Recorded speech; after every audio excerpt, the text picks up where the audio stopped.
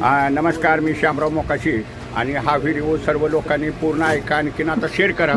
2025 साल हे आता आज रात्री 12 वाजता संपतं या आणि 2026 साल हे चालू होतं आहे आता. आणि आर टी ओमध्ये लय झोल चालायचा आणि आता कायदा बदललेला आहे.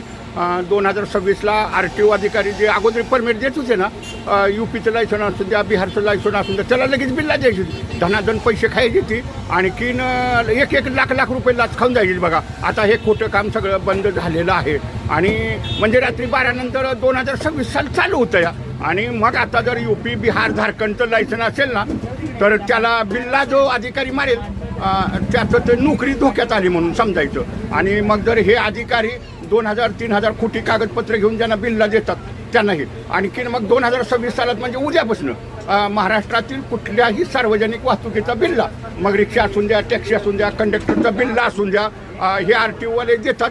आणि त्याच्यासाठी राज्याची भाषा लागते, म्हणजे मराठी भाषेची त्यांना परीक्षा घ्यावी लागणार आहे. आणि जर त्यांनी मराठी भाषेची परीक्षा घेतली नाही ना, तर त्या RTO वाले कामातनं गेला बघा, नोकरी त्याची जाणार आहे. हे मी मात्र लक्षात ठेवायचं. म्हणजे RTO वाल्यांना उद्याच्याला जे बिल्ला देतील प्रवासी वाहतुकीचा, मग तो रिक्षाचा असून द्या, टॅक्सीचा असून द्या, त्यांना मराठी भाषा ज्याला बिल्ला घ्यायचा आहे, ज्याला बिल्ला द्यायचा आहे, त्याला मराठी बोलता आलंच पाहिजे. आणि त्याची मौखिक परीक्षा आणखीन तोंडी परीक्षा हे लेखी घ्यायचं आहे. आणि जर कुठल्या अधिकाऱ्यानं न घेता बिल्ला दिला तर त्याची नोकरी गेली. नवीन वर्षात RTO अधिकाऱ्यांच्या नोकऱ्या जाणार काम चुकीचं केलं तर. धन्यवाद. शेअर करा.